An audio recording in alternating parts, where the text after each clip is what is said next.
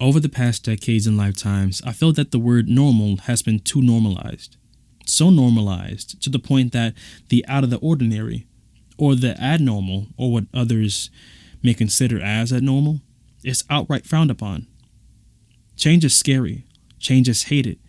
Most believe they're doing the right thing for themselves and for their respective community. And to a certain extent, they may even be valid, especially if change could potentially endanger lives.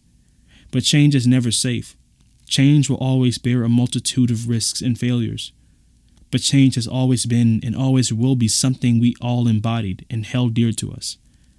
Change is frowned upon because it's feared by many.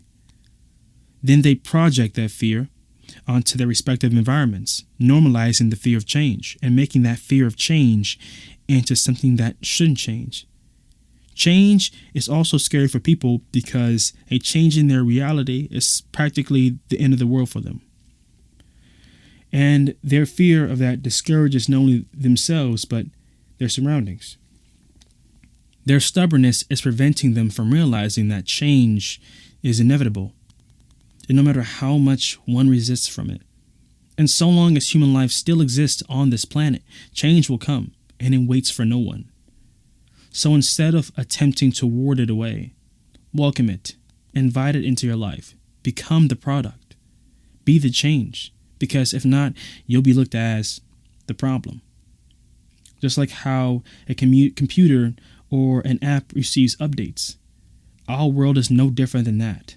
And since that is exactly the case, remind yourself that change and the ability to change is and will always be etched in our brains, our bodies, our very DNA, and deeply in our souls.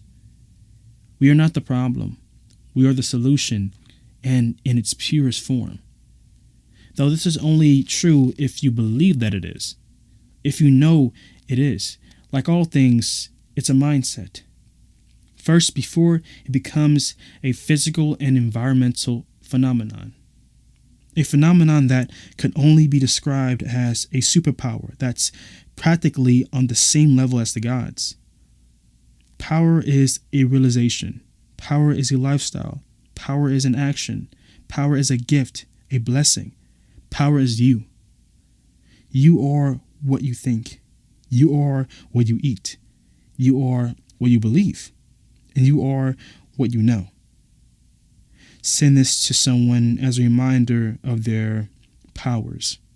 Send this to yourself to remind yourself of your own powers.